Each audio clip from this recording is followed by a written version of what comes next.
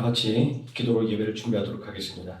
사랑과 은혜가 풍성하신 아버지 하나님, 오늘도 우리에게 예배의 시간으로 인도주심을 감사를 드립니다.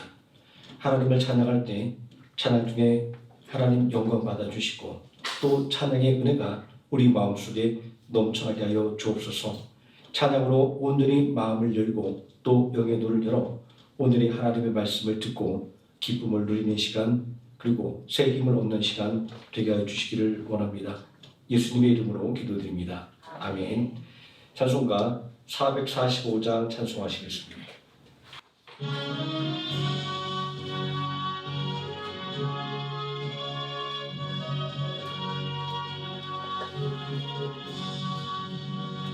햇살을 넘어 한국에 가도 빛 가운데로 걸어가면 주께서 항상 지키시기로 약속한 말씀 변치 않네.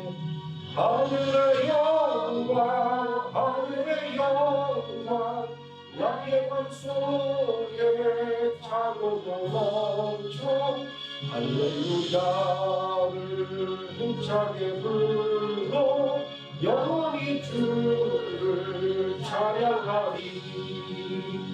깜깜한 밤에 달릴지라도 주께서 나의 길 되시고 나에게 밝은 빛이 되시니 길 잃어버릴 염려 없네.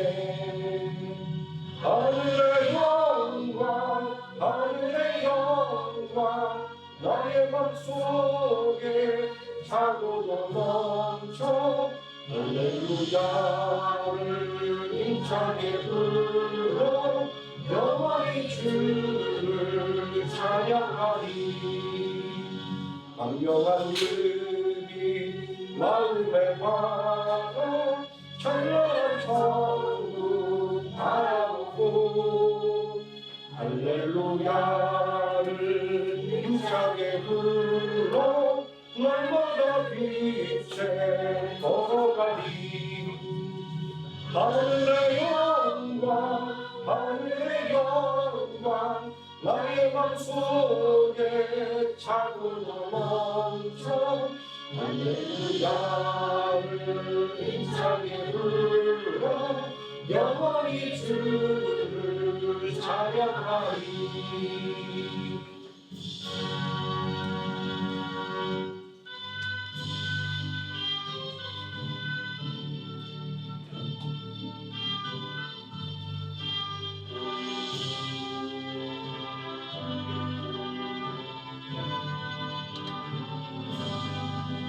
주는 성회는 참 기쁨 없도다. 날 사랑하신 주 늘 계시옵소서. 기쁘고 기쁘도다 항상 기쁘도다. 나 주께 왔사오니 오 주옵소서. 나 주께 왔으니 복 주시옵소서. 주 함께 계시면 근시함 이기네. 기쁘고 기쁘도다 항상 기쁘도다. 나 주께 왔사오니 복 주옵소서. 주 떠나가시면 내 생명 앞에 기쁘나 슬플 때 늘 계시옵소서. 기쁘고 기쁘도다 항상 기쁘도다. 나 주께 왔사오니 오 주옵소서. 그 귀한 언약을 이루어 주시고 주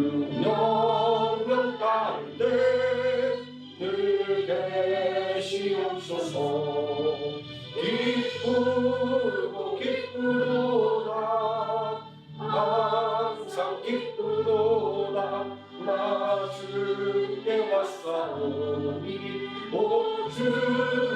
주옵소서. 아멘.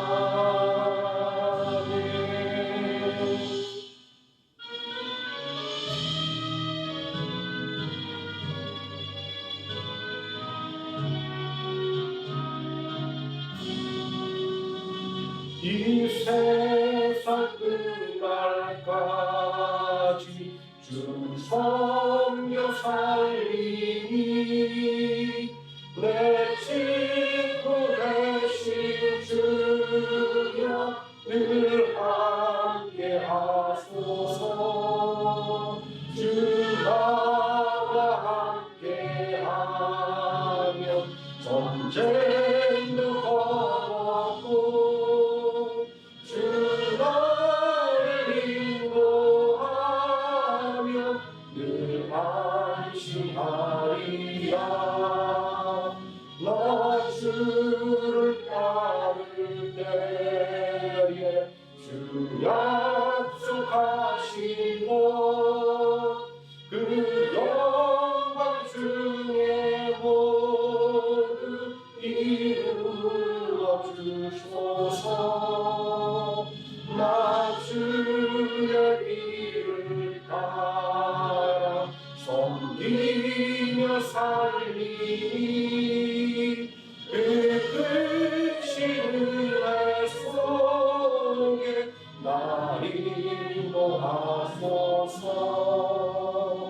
이 세상 온갖 시험 내 마음을 흔들고 저 악한 원수들이 안팎에 있으나 주 나를 돌보시사 내 방패 되시고 내 옆에 계신 것을 늘 알게 하소서. 저 영광 빛난 곳을 주 허락했으니 그 허락하신 곳을 늘 사모합니다. 끝까지 쉬지 않고 주 따라가리니 주 넓은 사랑으로 늘 인도하소서.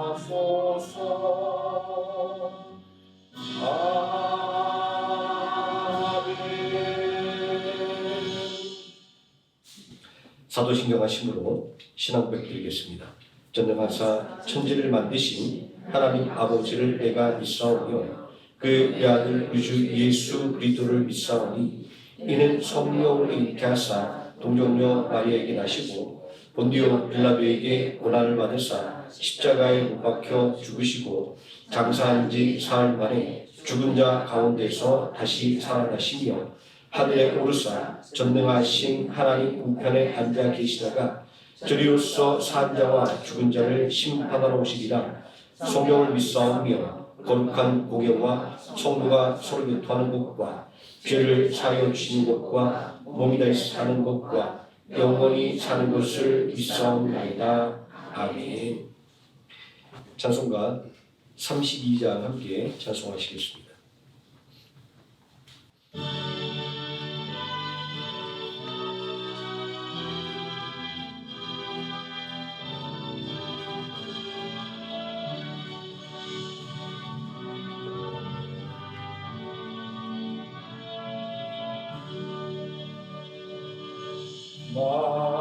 만유의 주제 존귀하신 예수 사랑이 되신 하나님 나 사모하여 영원 내 영광 되신 주로다.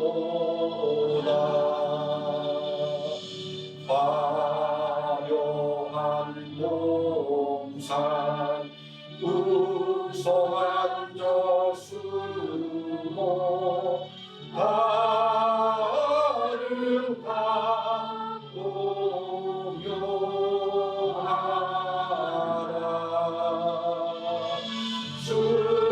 순전한 예수 더 아름다워 온 같은 기쁨 주시네.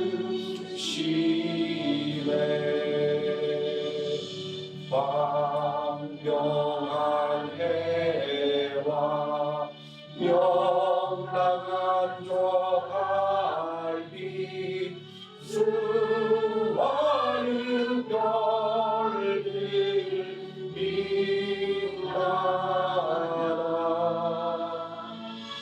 주 예수 빛은 더 찬란하여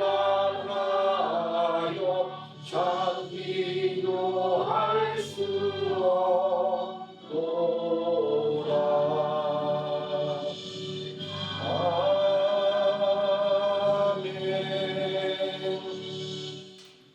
이 시간 함께 은혜 받을 하나님의 말씀 마가복음 6장에서 함께 보도록 하겠습니다.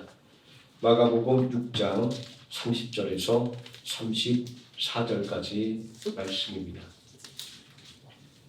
신약성경 63페이지 마가복음 6장 30절에서 34절까지 우리 다 같이 한 목소리로 봉독하시겠습니다. 사도들이 예수께 모여 자기들이 행한 것과 가르친 것을 낱낱이 고하니 이르시되 너희는 따로 한적한 곳에 가서 잠깐 쉬어라 하시니 이는 오고 가는 사람이 많아 음식 먹을 겨를도 없음이라. 이에 배를 타고 따로 한적한 곳에 갈 때 그들이 가는 것을 보고 많은 사람이 그들인 줄 안지라. 모든 고을로부터 도보로 그곳에 달려와 그들보다 먼저 갔더라. 예수께서 나오사 큰 무리를 보시고 그 목자 없는 양 같음으로 인하여 불쌍히 여기사 이에 여러 가지로 가르치시더라. 아멘. 찬송가 433장 찬송하시겠습니다.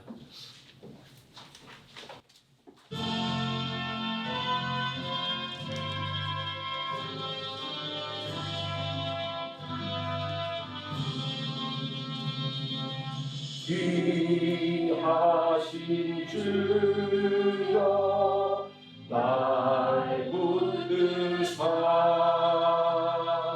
주께로 날마다 더 가까이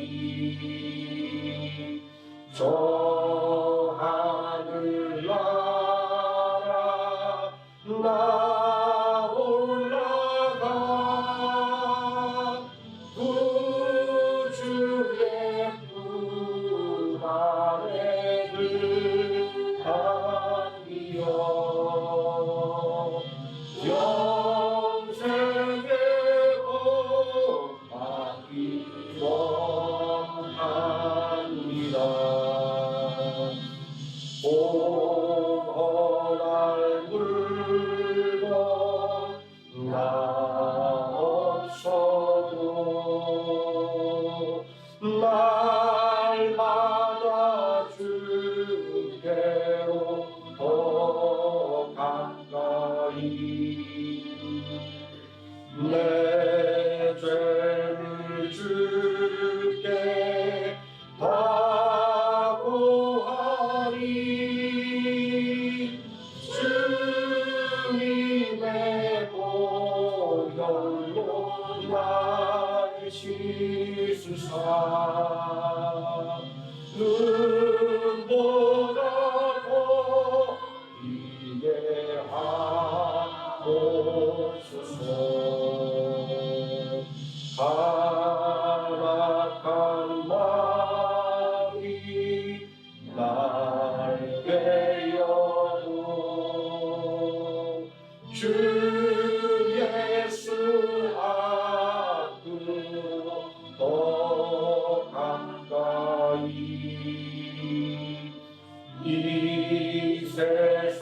약속한 그 허영신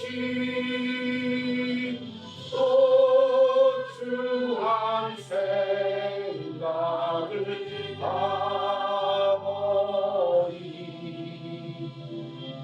정결한 마음 내게 늘 주소서. 이 세상 내가 살 동안에 주께로 날마다 더 가까이 전에는 천국 나 들어가 한없는 복락을 다 얻고 풍성하는 애를 주옵소서.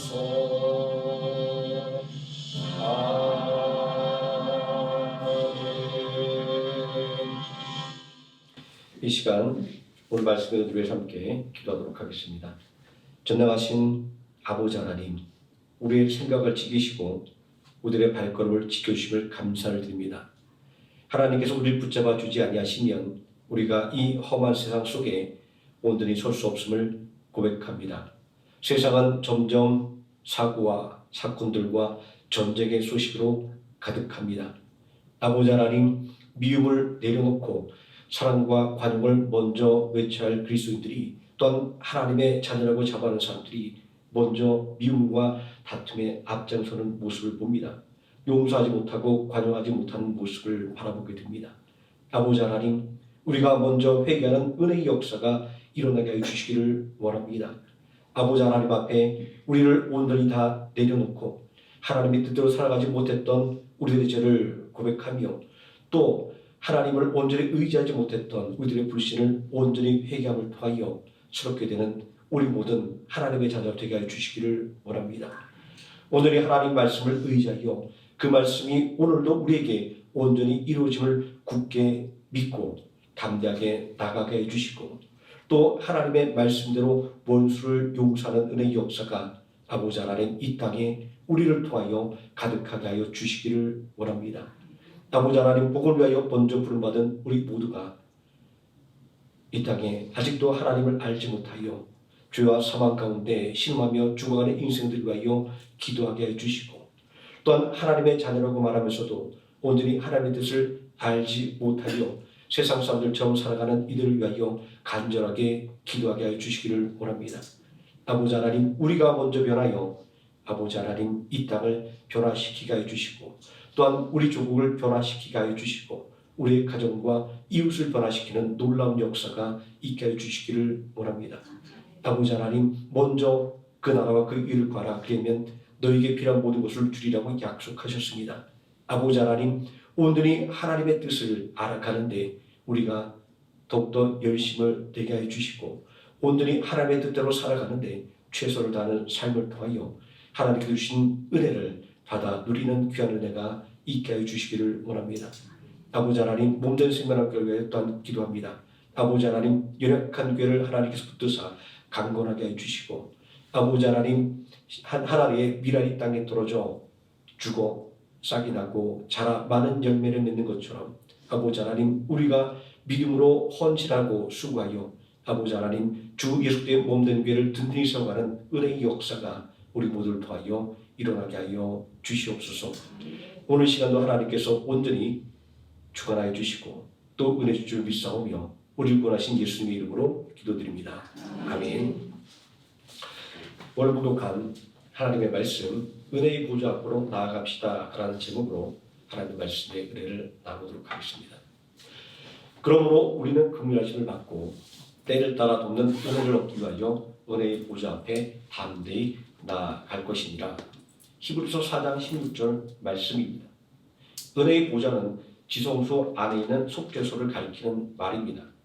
속죄소는 죄를 고백하고 죄 사함을 받는 자리입니다. 죄가 사함받는 자리이기 때문에 속죄소는 은혜가 베풀어지는 자리라고 불리게 되는 것입니다. 이 속죄소는 죄의 문제를 해결한다는 점에서 세상의 재판정과 동일한 의미를 갖고 있습니다. 하나님의 심판대, 그리스도의 심판대가 그곳에서 우리가 선악간의 심판을 받는다고 하는 것은 세상의 재판정과 동일합니다. 그러나 하나님의 심판대 그리고 그리스도의 심판대에 은혜의 보좌라는 이름이 붙게 된 것은 세상의 재판정과 본질적인 차이를 말하고자 하는 것입니다. 은혜라고 하는 말은 대가를 바라지 않고 베풀어지는 호의를 말합니다. 그렇다고 한다면 하나님의 심판대, 그리스도의 심판대 앞에서는 은혜가 베풀어진다라는 의미인 것입니다. 누가 어떻게 심판대 앞에서 이러한 은혜를 받을 수가 있을까요? 고대 페르시아 제국에서 왕이 부르기 전에는 왕의 보좌 앞으로 나갈 수가 없었습니다. 아무리 지위가 높은 대신을 할지라도 아무리 큰 사랑을 받는 왕이라고 할지라도 궁전의 뜰에서 왕의 부름을 기다려야만 했습니다. 만약에 왕이 부르지도 않았는데 왕 앞에 왕의 보좌 앞으로 나가면 즉각 목숨을 잃게 되었습니다.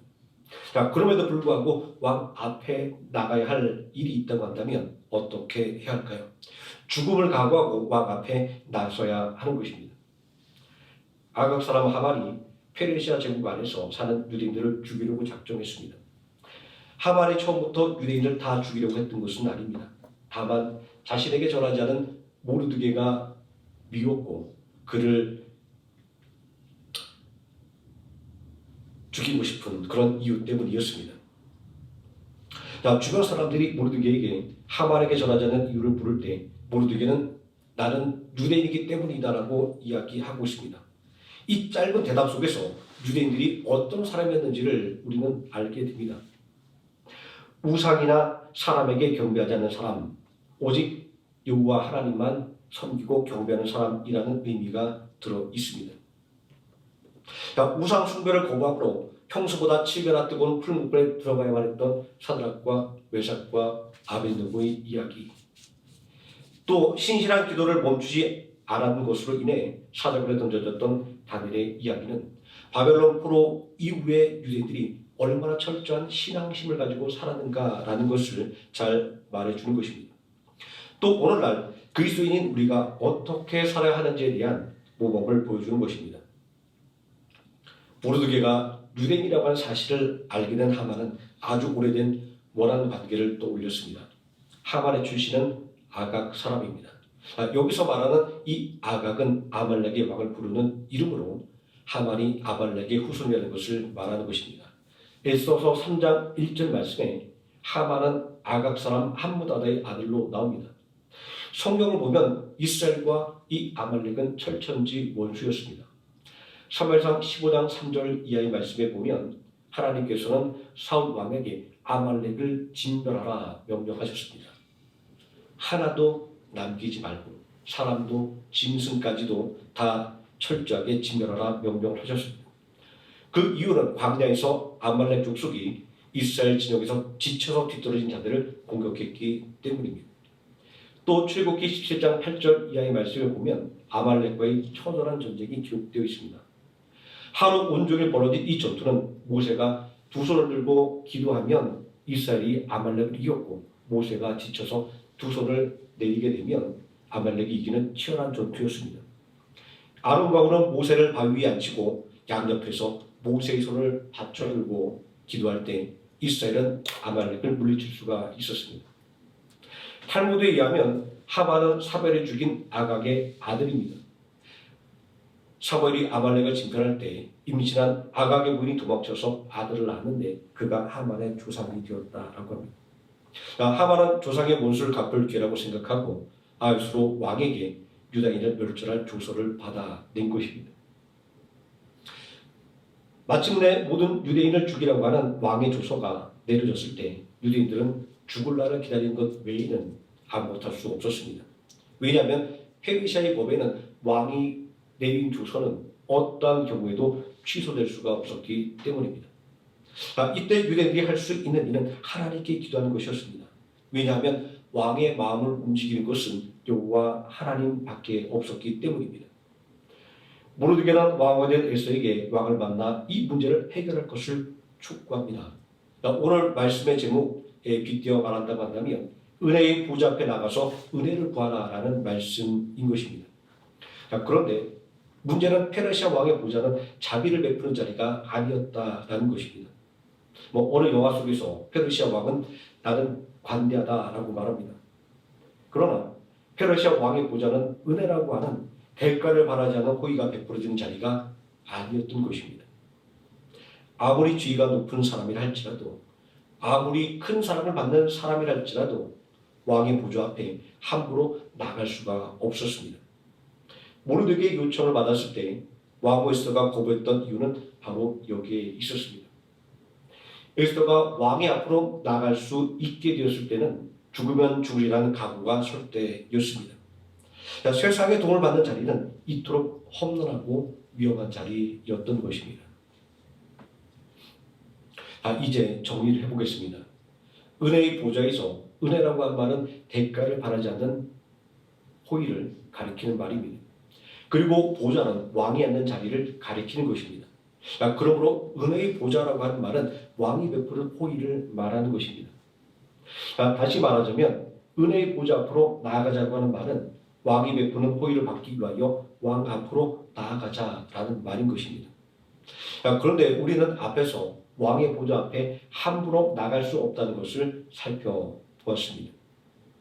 그러면 은혜의 보좌는 누구의 보좌를 말하는 것일까요? 성경을 보면 하나님을 부르는 이름이 아주 다양하게 기록되어 있습니다. 전능하신 하나님 엘 샤다이, 치료하시는 하나님 여호와 라파, 예비하시는 하나님 여호와 이레, 승리를 주시는 하나님 여호와 니시, 만군의 하나님 여호와 체바오트 등등 아주 셀 수 없을 정도입니다. 이렇게 하나님을 부르는 이름이 다양한 것은 하나님을 어떠한 틀로 규정하여 말할 수 없기 때문입니다. 다만 자신들이 체험한 대로 마음에 느껴진 대로 부를 수밖에 없었기 때문입니다. 예를 들면 모리아산에서 이삭을 제물로 바쳐야 했던 아브라함은 아들 이삭 대신 준비한 제물을 보고 하나님을 여호와 이레, 준비하신 하나님이라고 불렀습니다. 또 광야에서 하나님의 치유를 경험한 이스라엘 백성들은 하나님을 치유하시는 하나님 여호와 라파라고 불렀습니다. 이 여러 가지 하나님의 이름 중에서 하나님의 권능을 가장 잘 표현한 이름은 만군의 하나님, 만왕의 왕일 것입니다. 디모데전서 6장 15절은 하나님을 만왕의 왕, 만주의 주라고 부르고 있습니다. 그러므로 은혜의 보좌는 만왕의 왕이신 하나님의 보좌를 가리키는 말인 것입니다. 그리고 우리가 은혜를 받기 위해서는 하나님의 보좌 앞으로 나아가야만 하는 것입니다. 그러면 왜 하나님의 보좌가 은혜의 보좌라고 불리게 되는 것일까요? 왕후 에스더가 목숨을 걸고 왕 앞으로 나갔던 것은 왕만이 그 문제를 해결해 줄 수 있었기 때문입니다. 여기서 우리는 은혜의 보좌의 기능이 무엇인지를 알 수 있습니다. 그 앞에 나서는 사람에게 은혜가 베풀어진다는 것입니다. 왜냐하면 보좌에 앉은 사람은 권능을 상징하는 왕이기 때문입니다. 은혜의 보좌라고 하는 말은 개역 개정 성경에는 단 한 번만 등장하고 있습니다. 히브리서 4장 16절입니다. 그러므로 우리는 긍휼하심을 받고 때를 따라 돕는 은혜를 얻기 위하여 은혜의 보좌 앞에 담대히 나아갈 것이니라. 이 말씀에서도 분명하게 드러나는 것은 은혜의 보좌가 의미하는 것은 하나님의 보좌라는 것입니다. 다시 말해서 우리가 은혜를 받기 위해서는 하나님의 보좌 앞에 나가야 한다는 것입니다. 왜냐하면 하나님은 전능하신 분이기 때문입니다. 그러면 구약 성경이 말하고 있는 하나님의 보좌는 정확하게 무엇을 말하고 있는 것일까요? 구약시대의 대제사는 1년에 한 번 대속죄일에 백성들의 죄를 속죄하기 위하여 희생제물의 피를 들고 지성소에 들어갔습니다. 이 지성소에는 하나님의 언약궤가 있었습니다. 이 언약궤를 돕는 뚜껑을 속죄소라고 불렀습니다. 왜냐하면 이곳에서 백성들의 죄를 고백하고 죄의 속함을 받았기 때문입니다. 죽을 수밖에 없는 죄가 용서받는 자리였기에 속죄소는 은혜의 보좌라고 하는 별명으로 불리게 된 것입니다. 허락 없이 다가가면 죽임을 당하는 왕의 보좌와 희생제물의 피를 통하여 속죄를 받는 은혜의 보좌는 상반된 개념입니다.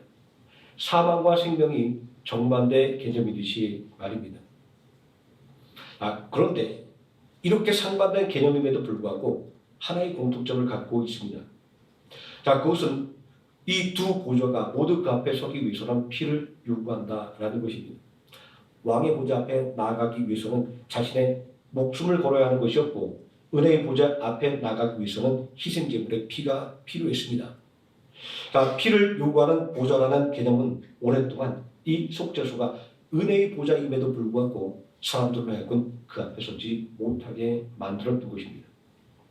마치 에서가 죽으면 죽으려는 각오를 가지기 전에는 감히 왕 앞에 나설 생각을 할 수 없었던 것처럼 말입니다. 그러면 우리는 어떻게 이렇게 험난한 은혜의 보좌 앞으로 나가게 되었을까요? 도대체 어떤 일이 있었기에 성경은 우리에게 험난한 은혜의 보좌 앞으로 나아가라 이렇게 권면하고 있는 것일까요? 히브리서 9장 18절 말씀은 예수 그리스도의 희생의 피로 말미암아 성소에 들어갈 담력을 얻게 되었다라고 말씀하고 있습니다. 예수 그리스도께서 우리를 대신하여 희생하셨기에 우리가 은혜의 보좌 앞으로 들어갈 자격을 얻게 되었다라고 말씀하고 있는 것입니다. 예수 그리스도의 십자가의 공로로 말미암아 우리는 은혜의 보좌 앞으로 나갈 수 있게 된 것입니다. 그러하게 계시록 17장 14절 말씀은 어린 양이며 삼위일체의 성자 하나님이신 예수 그리스도를 만왕의 왕 만군의 주라고 부르고 있는 것입니다. 이 말씀이 의미하고 있는 것은 예수 그리스도 앞으로 나가는 것이 은혜의 보좌 앞으로 나가는 힘과 능력을 얻는 길이라는 것입니다. 또 예수 그리스도를 믿고 의지하는 것이 은혜의 보좌 앞에 서서 은혜를 받는 것이다 라고 말씀하고 있는 것입니다. 메시아로 이 땅에 오신 예수님의 사역은 그야말로 은혜의 보좌 앞으로 죄만한 인생들을 불러 모으는 것이었습니다. 또 죄와 사망 가운데 죽어가는 인생들을 은혜의 보좌 앞으로 나가게 하는 것이었습니다.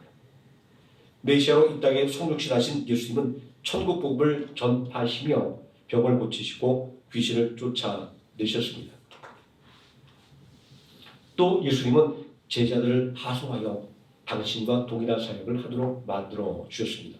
이러한 예수님의 은혜의 역사는 오늘날도 동일하게 일어납니다. 우리를 당신의 제자로 부르셔서 우리로 하여금 복음을 위하여 오늘로 일하게 만들어 주셨기 때문입니다. 마가복음 6장 7절의 말씀에 보면 예수님은 제자들을 전도를 위하여 파송하시며 더러운 귀신을 제어하는 권능을 주셨습니다. 마가복음 6장 12절 13절을 보면 제자들이 나가서 회개의 복음을 전파하고 많은 귀신을 쫓아내며 병자에게 기름을 발라 고치더라 라고 제자들의 사역이 기록되어 있습니다. 육신의 질병과 귀신 들림이 죄의 결과라고 확신하던 이들에게 있어서 예수님과 그리고 제자들의 사역은 그야말로 은혜의 보좌였던 것입니다. 내 믿음이 너를 구원하였느니라 라는 말씀과 내 죄가 사해졌느니라 라고 하는 말씀은 예수님의 사역이 속죄에 그 중심을 두고 있다는 것을 말하는 것입니다. 이것은 예수 그리스도께서 당신을 믿고 따르는 이들로 하여금 은혜의 보좌 앞으로 나아가 하나님의 은혜를 경험하게 만드는 통로가 된다는 것입니다. 우리는 살아가면서 이러저러한 하나님의 은혜를 목격하게 됩니다. 하나님의 은혜가 얼마나 대단한 것인지를 감탄하게 됩니다. 그러나 하나님의 은혜에 감탄하는 것보다 더욱더 중요한 것이 있습니다. 하나님께서 베푸시는 은혜를 나의 삶에 직접 체험해야 하는 것입니다. 또 은혜를 체험해야 한다라고 하는 말은 우리가 은혜의 구경꾼이 아니라 은혜에 있어서는 주인공이 되어야 한다라는 말입니다. 그러면 도대체 어떻게 하는 것이 하나님의 은혜의 주인공이 되게 만들어주는 것일까요? 이것은 하나님의 은혜가 어떤 곳에서 일어나는지를 알아야만 또 말할 수 있는 문제이기도 합니다. 하나님의 은혜가 어떻게 일어나고 어디에서 일어난지를 안다고 한다면 누구나 그 은혜의 주인공이 될 수 있기 때문입니다. 오늘 우리가 읽은 이 본문의 말씀, 바로 뒤에 이어지고 있는 말씀은 오병이 열어가는 놀라운 하나님의 은혜의 사건입니다. 이 오병의 은혜가 어떤 사람들에게 일어난지를 우리가 한번 생각해 볼 필요가 있습니다. 예수님의 제자들은 전도의 임무를 마치고 막 돌아왔습니다. 임무를 마쳤다고는 뿌듯함도 있지만 그들은 쉼을 명령을 받아야 할 만큼 피곤해진 사람들이었습니다. 그러나 그들은 미처 쉴 시간이 없었습니다. 음식 먹을 겨를도 없었고 잠시 쉴 겨를도 없었습니다. 그들이 전도한 사이에 천국복을 전파하시며 백성들의 병을 고쳐주시고 귀신을 쫓아내시던 예수님의 바쁜 사역은 더 말할 것도 없습니다. 이렇게 쉴 틈이 없었던 것은 수많은 사람들이 예수님과 그리고 제자들의 뒤를 따랐기 때문입니다. 우리들의 삶도 믿음 안에서 그러해야만 합니다. 우리가 해야만 하는 일들이 얼마나 많은지 모릅니다. 어떤 사람들은 그래서 포기하거나 그리고 애써 무시하기도 합니다. 하지만 누군가는 묵묵히 참고 견뎌냅니다. 제자들이 바로 그런 사람들이었습니다.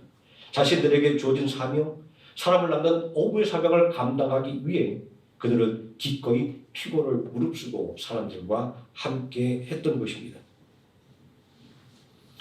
예수님을 따르는 사람들은 예수님과 제자들이 배를 타고 이동할 때 걸어서 그 뒤를 따랐습니다.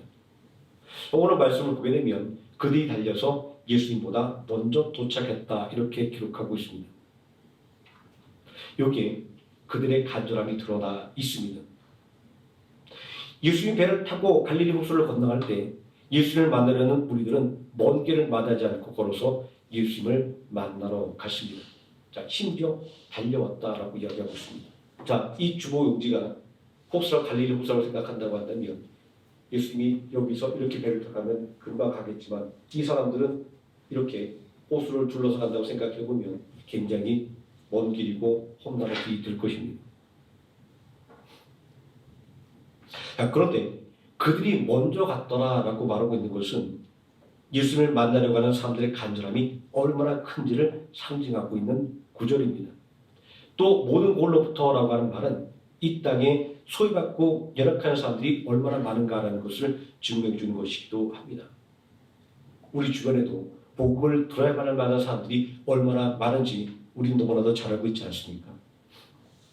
한번 생각해 보겠습니다. 호수를 배를 타고 가로질러 가는 것과 걸어가는 것 어느 것이 더 빠를까요? 좀 전에도 말씀드렸지만 생각해 볼 필요도 없고 배를 타고 가로질러 가는 것입니다. 그런데 상식을 뒤엎는 일이 일어났습니다. 말하기 좋아하는 사람들은 어떻게 그런 일이 일어날 수 있어라고 따질 수도 있습니다. 하지만 이것은 진위 여부를 떠나서 예수님을 따르는 사람들의 마음이 어떠했는가를 보여주는 것입니다. 이렇게 사람들이 예수님을 따라 나선 것은 그들에게는 예수님이 아주 절실하게 필요했기 때문입니다. 그들이 예수님을 너무나도 사랑했기 때문입니다. 그런 사람들에게 예수님을 만나러 가는 길을 가로막을 장벽은 아무것도 없었던 것입니다. 저에게는 약 한 22살 차이 나는 사촌 여동생이 있습니다. 또 많이 닮기도 해서 함께 길을 다니면 사람들이 아빠 그리고 딸로 착각할 정도입니다. 오빠라고 부르면 사람 생각하기에 나이 차이가 많이 나니까 설마 오빠라고 하겠어 아빠 하지 이렇게 생각을 합니다. 그런데 이 사촌 동생은 어릴 때부터 몸도 약하고 그리고 마음도 이래서 혼자서는 동네 밖을 나가는 것도 어려워할 정도였습니다. 그래서 그냥 농담 삼아 너 언제 사람 되냐라고 걱정할 정도였습니다. 그런데 어느 날 방탄소년단의 팬이 되더니 자기 혼자 일본의 방탄소년단의 공연을 보러 갔다 왔다고 합니다. 사람에 대한 관심과 애정도 이렇게 사람을 변화시키는 놀라운 힘을 발휘하게 만드는 것을 볼 수 있었습니다. 예수님은 온갖 어려움에도 자신을 따라온 무리들을 보았습니다. 그들은 의지할 곳이 없어서 오직 예수님께만 소망을 둔 사람들이었습니다. 가진 것이 없어서 하염없이 걸어서 예수님께 나온 사람들이었습니다. 날이 저물도록 예수님의 말씀을 듣느라 발걸음을 돌리지 못하는 사람들이었습니다. 이렇게 삶의 무게에 짓눌리고 하나님의 말씀을 듣기에 갈급한 사람들을 바라보고 예수님은 어떤 생각을 하셨을까요? 그들은 국가의 도움을 받을 수도 없었고 종교 지도자들의 위로도 받을 수가 없었습니다. 예수님은 이러한 사람들을 불쌍하게 여기셨습니다. 마치 목자 없는 양 같았기 때문입니다. 아무런 인도와 보호를 받지 못하는 존재들 말입니다. 하나님의 은혜는 바로 이 지점에서 출발합니다. 하나님의 긍휼 말입니다. 하나님의 은혜는 사람들을 기쁘게 할 마음으로 그리고 사람들에게 은혜를 얻기 위한 목적으로 베풀어진 것이 아닙니다. 다만 이 사람들이 너무나도 불쌍해 보였기 때문에 은혜가 베풀어진 것입니다. 이 오병이의 은혜를 꼼꼼하게 따져보겠습니다. 그날 어른 남자만 5,000명이 넘었다라고 이야기합니다. 세지 않은 사람들의 숫자는 더 많을 것입니다. 그런데 제자들이 가져왔던 것은 떡 5개와 물고기 2마리뿐이었습니다. 이것으로 무엇을 할 수 있었을까요? 그러나 아주 적은 이 음식에 하나님의 긍휼이 임할 때 수많은 사람들이 배불리 먹고 남는 하나님의 은혜의 역사가 일어났습니다. 이런 하나님의 은혜는 우리의 상식으로는 불가능한 일이었기 때문에 우리는 기적이라고 말합니다. 우리의 상상력으로는 감히 상상할 수 없는 일이었기 때문에 우리는 기적이라고 말합니다. 오늘날 우리에게 오병이와 동일한 은혜와 기적이 일어나지 않을지도 모릅니다. 그러나 불가능하다고 생각하는 일들이 그리고 우리가 감히 상상하지도 못했던 일들이 믿음 안에서 오늘도 계속 일어나고 있습니다. 이런 하나님의 은혜를 청하기 위해서는 하나님의 얼굴이 우리를 바라보도록 만들어야 합니다. 하나님께서 우리를 불쌍히 여기시도록 해야만 하는 것입니다. 그러기 위해서 우리는 예수님을 따랐던 사람들처럼 예수님 앞으로 나아가야만 하는 것입니다. 예배로, 말씀으로, 기도로 말입니다. 위로와 소망을 찾아 예수님 앞에 나온 사람들의 간절함이 예수님의 마음을 움직이도록 만들었습니다. 본문 34절 말씀을 보면 예수님의 마음의 움직임을 이렇게 설명하고 있습니다. 예수께서 나오사 큰 무리를 보시고 목자 없는 양 같음으로 인하여 불쌍히 여기사. 빈 들판에 구름대처럼 모여있는 이 사람들을 목자 없는 양에 비유한 것은 참으로 의미심장합니다. 오늘날 갈 길을 몰라 방황하는 우리의 모습도 이들과 다르지 않기 때문입니다. 갈급함에 몸부림치나 어디로 가야 할지 모르는 수많은 사람들을 생각할 때 예수님 앞에 간절함으로 나설 수 있다는 것이 얼마나 다행입니까? 오늘 나의 삶이 어렵다고, 오늘 나에게 문제가 있다고, 하나님께서 나의 기도를 들어주지 않는 것 같다고 우리는 원망과 불평하지만 그러나 하나님 앞에 서지 못하고 혼자서 갈 곳을 몰라 방황하는 수많은 영혼들이 있음을 바라볼 때 우리는 얼마나 복받은 존재인가라는 것들을 다시 한번 깨닫게 됩니다. 갈 바를 몰라 끝없이 헤매는 인생이 아니라 참 길이요 진리요 생명이신 예수를 만나서 그 도움을 받을 수 있기 때문입니다. 인생길에 지쳐 예수님을 찾아온 사람들의 간절함이 예수님의 마음을 움직인 것입니다. 그들의 간절함을 보고 예수님은 그들에게 천국 복음을 가르쳐 준 것입니다. 그리고 그들의 육신의 필요도 외면치 않았던 것입니다. 예수 그리스도가 우리에게 참 소망이 되는 이유가 바로 여기에 있습니다. 예수님은 우리 모두의 아픔과 그리고 우리 모두의 필요를 외면하지 않는 분이기 때문입니다. 그러므로 우리는 믿음으로 끊임없이 하나님 앞에 구해야 합니다. 우리를 위하여 십자가를 지신 예수의 이름의 능력을 힘입어서 말입니다. 이사야서 53장 5절 말씀에 예수님이 징계를 받음으로 우리가 용서를 받았고 예수님이 채찍에 맞음으로 우리가 나음을 잊게 되었다라고 말하고 있습니다. 예수님은 인생에 지쳐서 고통받는 이들의 간절함을 보시고 고난의 십자가를 기쁘게 짊어지셨던 것입니다. 믿음의 주요 또 온전케 하신 이 예수를 바라보자 그는 그 앞에 있는 기쁨을 위하여 십자가를 참으사 부끄러움을 개의치 아니하시더니 하나님 보좌 우편에 앉으셨느니라. 우리가 감히 하나님의 보좌 앞으로 나아갈 수 있는 이유입니다. 예수 그리스도로 말미암아 이 심판의 자리가 은혜의 자리로 변화되었기 때문입니다. 마치 속죄소가 희생제물의 피로 말미암아 은혜의 보좌로 바뀌게 된 것처럼 말입니다. 우리를 죄와 사망에서 건지신 예수 그리스도를 의지하여 은혜의 보좌 앞으로 담대히 나아가시기 바랍니다. 하나님의 은혜의 보좌 앞에 온전한 은혜를 누릴 수가 있기 때문입니다. 온전히 예수 그리스도의 십자가를 붙잡고 하나님의 은혜의 보좌 앞으로 나아감을 통하여 하나님께서 우리에게 주시고자 하는 영혼과 육신의 복을 풍성하게 누리시는 하노이 세문학교의 성도님 되시기를 예수님의 이름으로 축원드립니다. 기도하시겠습니다. 전능하신 아버지 하나님, 우리는 도움을 받기 위하여 힘 있는 사람 앞으로 나아가기를 원합니다. 그러나 하나님은 우리를 부르시고 있습니다. 은혜의 보좌 앞으로 나아오라. 온전히 예수 그리스도의 십자가의 보혈의 공로를 의지하게 한다면, 오직 예수 그리스도의 십자가를 믿기만 한다면 누구나 누릴 수 있는 그 은혜의 보좌 앞으로 나오라고 말씀하십니다. 아버지 하나님, 세상의 헛된 것들에 우리들의 힘을 낭비하지 말게 해주시고 오직 우리에게 은혜 주시기를 원하고 우리를 살리시기 원하는 하나님의 은혜 보좌 앞으로 달려나가게 힘쓰게 해주시기를 원합니다.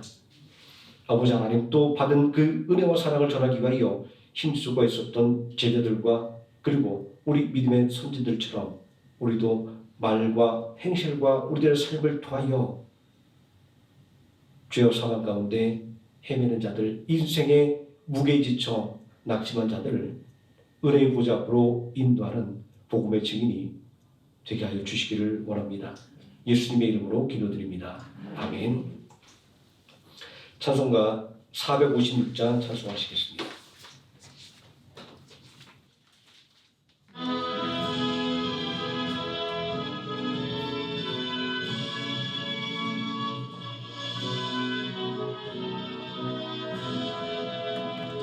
거친 세상에서 실패하거든 그 손 못잡고 만져라.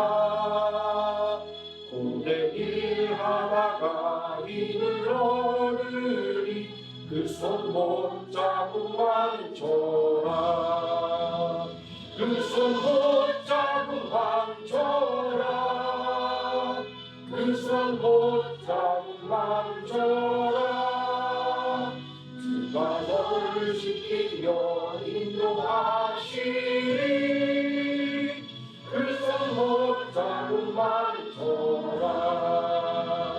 내가 어둠 속을 걸어갈 때에 그 손 못잡고 만져라. 주가 참 평안을 내게 주시니 그 손 못잡고 만져라. 그 손 못잡고 만져라. 그 손 못잡고 만져라. 주가 너를 지키며 인도하시니 그 손 못잡고 만져라. 내가 부활의 주 따라가려면 그 손 못잡고 만져라. 내가 주 안에서 길이 살리라. 그 손 못잡고 만져라. 그 손 못잡고 만져라. 그 손 못잡고 만져라. 주가 너를 지키며 인도하시니 그 손 못잡고 만져라. 너의 죄악의 짐 무거울 때에 그 손 못잡고 만져라. 마음 문들고서 주를 모셔라. 그 손 못잡고 만져라. 그 손 못잡고 만져라. 그 손 못잡고 만져라. 주가 너를 지키며 인도하시니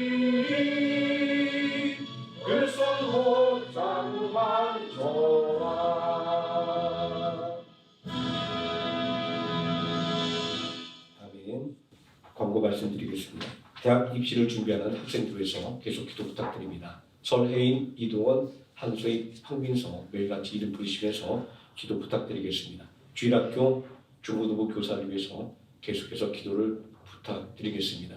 우리 청년부 모임에서도 계속 기도를 부탁드리겠습니다. 이제 몇몇 청년이 모여서 함께 식사 교제하면서 청년부 예배를 준비하고 있습니다. 부흥의 역사가 일어날 수 있도록 계속 기도를 부탁드리겠습니다. 그리고 내일 3구역 신방이 있습니다. 하나님의 은혜로 신방이 될 수 있도록 계속 기도해 주시면 고맙겠습니다. 그리고 마지막으로 제가 광고 하나 드릴 것은 저희 이 남전도에 우리 젊은 집사님들이 크게 활동을 좀 안 하고 계세요. 그 굉장히 또 성격이 대부분도 약간 내성적이기도 하고 그렇습니다. 그래서 제가 조만간에 우리 젊은 집사님들을 좀 하나의 몸으로 만들어서 또 예배교회에서 봉사하고 또 교회에서 봉사할 수 있는 이런 모임을 한번 만들어 볼까 그런 계획을 가지고 기도 중에 있습니다. 제가 혼자 많이 고민해는 별로 이렇게 효과가 없을 것 같아요. 우리 여전도에서 우리 남전도에 우리 특히 젊은 집사님들 제가 생각하는 거는 70년대 집사님들을 생각하고 있어요. 한 10분 정도 되시더라고요. 이분들이 우리 교회에서 열심히 좀 봉사할 수 있도록 우리 자녀들이 너무 힘들게 성가대로 봉사하시고 하는데 우리 젊은 집사님들이 나서서 교회에서 봉사할 수 있는 그 모임이 만들어지도록 또 기도를 제가 부탁을 드리겠습니다. 지금은 우리를 원하신 예수 그리스도의 은혜와 우리를 위하여 독생하신 아들 예수 그리스도를 십자가에 내어주신 성부 하나님의 사랑과 오늘 우리와 함께 동행하시는 성령 하나님의 임마누엘이 은혜의 보좌 앞으로 나아가기를 온전히 다짐하는 모든 성도들 머리 위에와 하루의 생명학교의 머리 위에 지금부터 영원토록 함께 계실지어다. 아멘.